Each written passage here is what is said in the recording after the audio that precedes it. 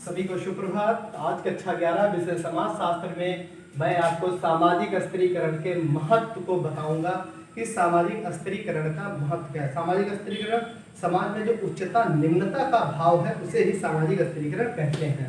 इसका क्या महत्व है? अधिकार करने के लिए प्रोत्साहन पहला महत्व है।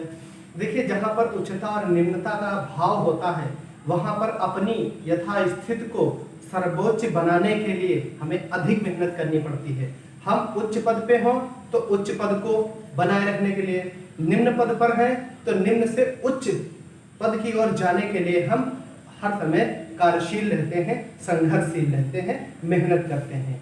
मान लीजिए हम अगर किसी व्यवस्था में सर्वोच्च पद पर हैं तो हम यह हमेशा प्रयत्न करते हैं कि उस पद पर हम हमेशा बने रहें। और अगर मान लीजिए कि कहीं किसी भी व्यवस्था में हम निम्न पद पर हैं तो हमेशा यह सोच रहती है कि हम अच्छी मेहनत करें, अच्छा प्रयास करें, अच्छा कार्य करें और धीरे धीरे उच्च पद पर पहुंच जाएं। तो वही बात है कि सामाजिक स्त्रीकरण जो है अधिक कार्य करने के लिए हमें प्रोत्साहित करती है। अगला देखते हैं महत्व, व्यक्ति की परिस्थिति एवं भूमिका का निर्धारण। समाज में आपकी जो परिस्थिति है, आप समाज में परिस्थिति का मतलब क्या होता है मैंने आपको अगले वीडियो में बताया है कि समाज में सामाजिक स्तर पर अपनी योग्यता, विद्वता, कला और क्षमताओं के माध्यम से आपने जो पद हासिल किया है वो परिस्थिति है। और उस परिस्थिति जैसी भी है, जिस पद पर है, सामाजिक पद पर है, वो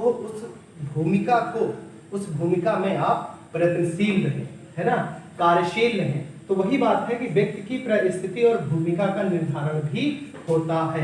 हम जैसी हमारे कार्य होंगे, परिस्थिति होगी, वैसी हमारी भूमिका होगी और हम अपनी भूमिका में बहुत अच्छे से अपनी भूमिका का निर्वहन करेंगे। फिर देखिए, सहयोग की भावना का विकास। निश्चित रूप से सामाजिक स्त्रीकरण में उच्चता निम्नता होती है और इससे क्या होता है, सहयोग मिलता है। हम जिस पद पर होते हैं, जिस व्यवस्था में होते हैं, हमारे जो अन्य साथी होते हैं, जो सहयोगी होते हैं, वह हमेशा एक संगठित भाव से मेहनत करते हैं और हर व्यक्ति यह उम्मीद करता है कि हम जहां हैं वहां से सुपर करें, अच्छा करें, बहुत अच्छा करें। इसलिए आपसी सहयोग भी मिलता रहता है, यानी कि सहयोग की भावना विकसित होती है। सामाजिकरण में सहायक। देखिए, ये सामाजिक स्त्रीकरण का महत्व है। सामाजिकरण में सहायक, हम जहां पर हैं वहां हमारे आसपास सामाजिक लोगों का सहयोग मिलता है। वह सहयोग, वह गाइडेंस एक सही दिशा में होता है। जब हम अपने बड़े बुजुर्गों के पास बैठते हैं, परिवार के पास बैठते हैं, तो हमें अच्छी बात बताई जाती है। पड़ोस में जो भी हमारे पढ़े लिखे लोग हैं वो हमें अच्छा प्रोत्साहित करते हैं कि आप ये करिए, इस तरीके से अच्छा होगा, इस तरीके से अच्छे कार्य होंगे। तो जो सामाजिकरण की प्रक्रिया है, निश्चित रूप से वो भी हमें अच्छा करने के लिए प्रोत्साहित करती है। अगला महत्व देखते हैं, सामाजिक प्रगति में सहायक। अब इसमें क्या होता है कि हम उच्च पद पे हैं तो हम वहाँ अच्छा कर रहे हैं, हम निम्न पद पे हैं तो उच्च पद की ओर जाने के लिए उन्मुख है तो हम वहाँ से अच्छा कर रहे हैं। इस सब प्रक्रिया में किसका विकास हो रहा है? हमारे समाज का विकास हो रहा है, हमारी व्यवस्था का विकास हो रहा है, हमारी संस्था का विकास हो रहा है। तो इस तरीके से यह जो सामाजिक स्त्रीकरण का महत्व है यह बहुत ही आवश्यक है। तो जहाँ महत्व है, जहाँ अच्छी चीजें हैं, वहाँ कुछ हानियां भी होती हैं। क्या हानियां हैं, क्या दोष हैं, उनको भी देखते हैं। तो सामाजिक स्त्रीकरण के दोष में देखते हैं सामाजिक विघटन को प्रोत्साहन। कभी कभी उच्चता और निम्नता की खाई इतनी बड़ी हो जाती है कि वहां पर सहयोग नहीं, असहयोग हो जाता है। हम सोचते हैं जो हमारे ऊपर है, जो हमसे ऊपर थोड़ा पद पर है, हम कुछ ऐसा करें कि उसकी छवि धूमिल हो जाए और हम ऊपर पहुंच जाए। तो टांग खींचने का काम भी होता है, यानी कि विघटनकारी कार्य भी सामाजिक स्त्रीकरण की ही देन है।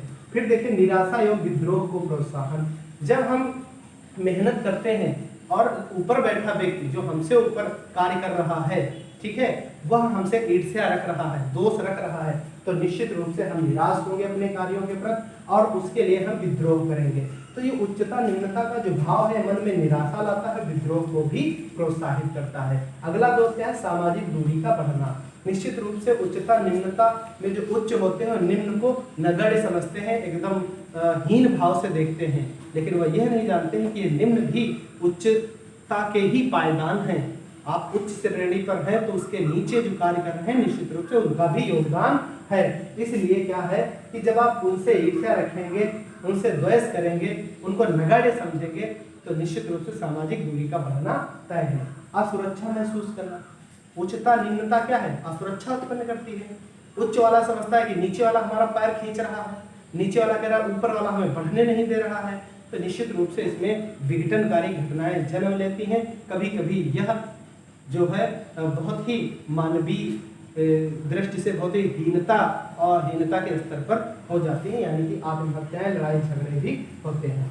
सामाजिक स्त्रीकरण के प्रकार हैं। दास प्रथा, देखिए समाज में क्या होता था, एक शासक होता था, शासक के राजा महाराजा के दास होते थे, ये भी सामाजिक स्त्रीकरण का एक प्रकार है।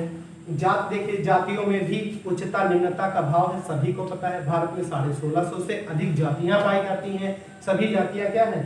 अपने आप को कुछ जातियां उच्च मानती हैं तो कुछ अपने आप को निम्न मानती हैं। जागीरें, जागीर जो होती हैं, जो शासन व्यवस्था के होते हैं, छोटे छोटे जो राज्य होते हैं, वो कोई अपने आप को उच्च समझते थे, जागीर के राजा महाराजा कोई आपको निम्न समझते थे।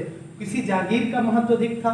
आपने अभी एसएसटी में पढ़ा होगा, वहां पर देखिए कन्नौज राजधानी का अधिक महत्व था, दिल्ली राजधानी का अपना अलग महत्व था। तो इस तरीके से जागीरों के द्वारा भी उच्चता निम्नता का भाव होता है। वर्ग, देखिए वर्गों में सीधे से ऐसे समझ लीजिए, एक पूंजीपति वर्ग है, एक मजदूर वर्ग है, ठीक है।